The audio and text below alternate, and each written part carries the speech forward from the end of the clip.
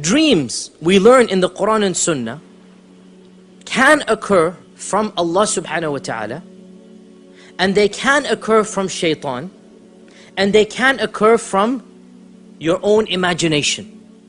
So dreams fall into three categories. Dreams can occur from Allah, and this type occurs to the prophets. They don't get the other two. It occurs to the prophets. The only type of dreams that the prophets have are from Allah. Allah has protected their dreams from shaitan, and Allah has protected their dreams from their own imagination. And therefore, every time a prophet sees a dream, it is wahi, it is inspiration from Allah. Every time a prophet sees a dream, it is wahi from Allah. And we've already seen this in the family of Ibrahim before. What happens with Ibrahim alayhi salam? He sees a dream about Ismail, that he is sacrificing him. Inni ara fil manami anni adbahuk. I see in my dream that I will sacrifice you. So the Prophet Ibrahim has already told us the reality of dreams. Now his great-grandson, Yusuf, sees a dream. So dreams are something related to the prophets of Allah. But they are not only related to the prophets. It is possible that people who are not prophets also get these types of dreams. In one hadith in Tirmidhi, the Prophet ﷺ said, لَمْ يَبْقَ مِنَ النُّبُوَّةِ إِلَّا الْمُبَشِّرَاتِ. Nothing has been left of nubuwwah other than mubashirat. What are mubashirat? He was asked, what is a mubashir, ya Rasulullah? So he said, a ru'ya, a dream that you see. Either you or somebody else sees you in it. You see yourself in it, or somebody else sees you in it. He comes and tells you, Akhi, I saw you in a dream, and this is what I saw. This is a mubashir. What does mubashir mean? It means good news. Good news. So from this we learn that the dreams that Allah blesses a person with always have something positive. There's a positive message in what Allah tells you in your dreams. Now, to talk about dreams a little bit more, we said dreams are of three types. Number one, dreams of your imagination. In Arabic, this is called hadithun nafs. Comes from your imagination. So for example, one of us is wanting a very fancy car. You want to buy the latest model of the Jaguar or the Mercedes or something, right? You're thinking about it, daydreaming, you go to sleep, lo and behold, you're driving that car. Okay?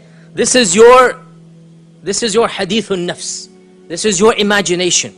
And scientists say, this is not from scholars, but scientists say, scientists study dreams, right? There are a special group of scientists who study dreams. I find this very tickling that, mashallah, if they fall asleep on the job, they're the only group of people they can say, we're working while we fall asleep. So there are scientists who study dreams. These scientists, they tell us that this type of dream occurs every night.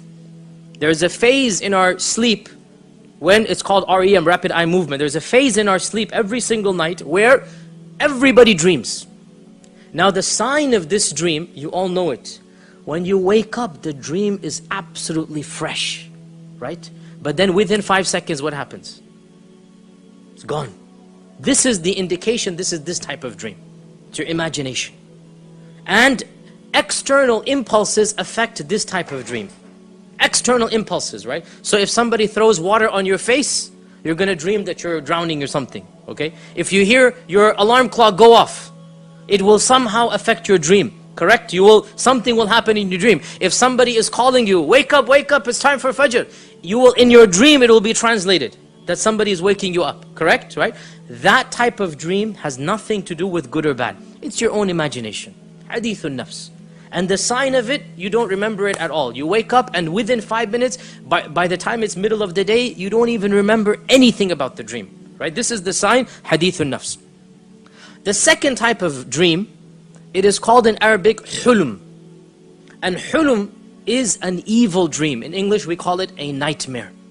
In English we call it a nightmare. And these types of dreams are from shaitan. These types of dreams are from shaitan. And the sign of this dream is that it terrifies you. You see something evil, something disgusting. You see your loved one die a miserable death. You see yourself in a car accident.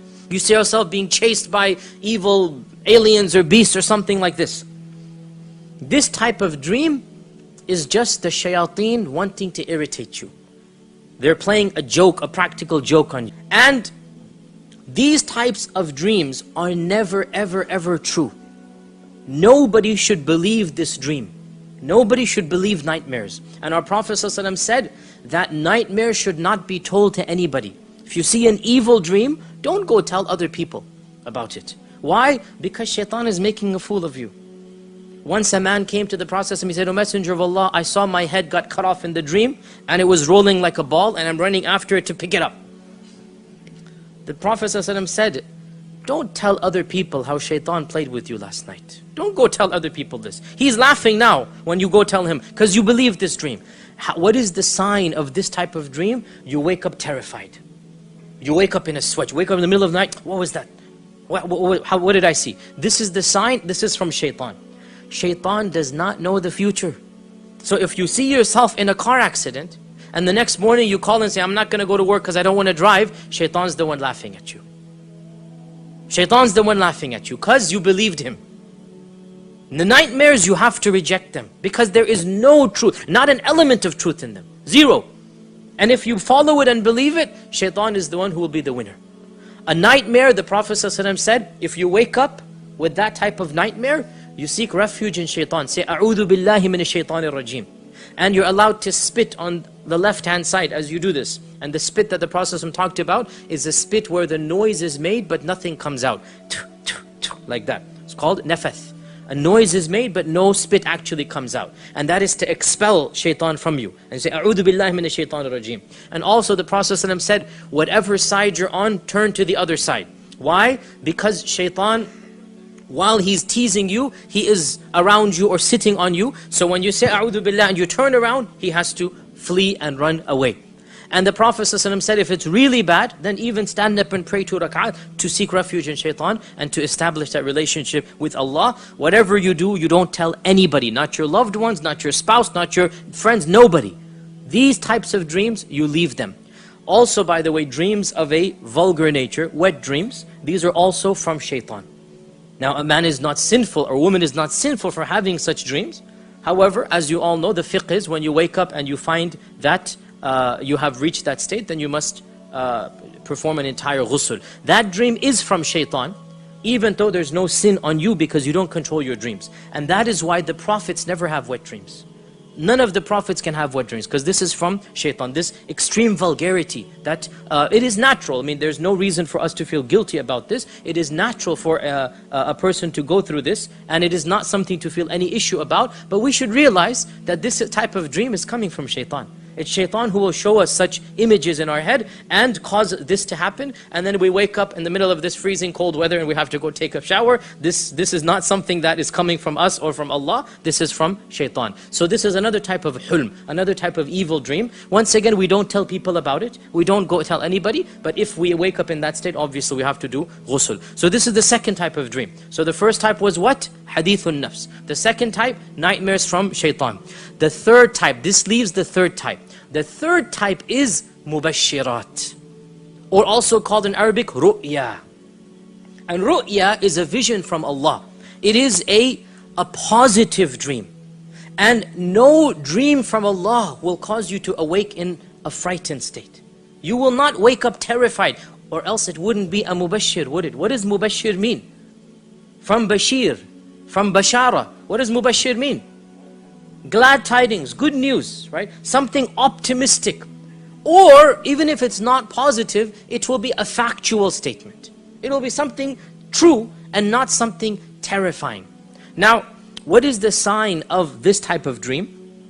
You will wake up remembering the dream vividly. So it's not hadithun nafs. And you will wake up not in a terrified state. When these two conditions are met, it is very possible, very likely that it is a mubashir. Sometimes you wake up in a positive state because you saw something positive. And sometimes you wake up in a neutral state. You're not scared and you're not happy, but you might be confused. What did I see? But you're never going to wake up terrified. If you wake up terrified, it's not from Allah. It's from shaitan. Now, dreams from Allah are one of two types. Dreams from Allah are one of two types. The first of them, which is less common, is that you see an actual event with you in it without any symbolism. You see something that will happen in the future. You see something that will happen in the future. And there's no symbolism in it. It's a direct, if you like, an enactment of the future. This is exactly what will happen. Okay? So, the Prophet ﷺ saw a dream that he's doing tawaf around the Kaaba. What year was this? 6th year of the Hijrah. 6th year of the Hijrah, right? He saw a dream, he's doing tawaf around the Kaaba. So, there is no symbolism. When he saw the dream, he knew this is not a symbolic dream. So he said, "O Muslims, I saw a dream, I'm doing tawaf around the Kaaba, let's go do Umrah." What happened that year? They stopped him from coming in. And the Treaty of Hudaybiyah took place, right? With that we will talk about, perhaps maybe 1-2 years from now, inshallah. He saw a dream. There's no symbolism. I saw myself doing tawaf and shaving my hair.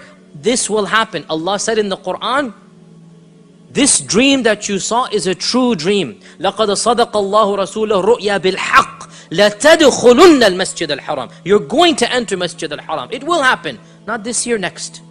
It will happen next year. So this is the first type of dream. That you see an actual enactment of what will happen. This is rarer.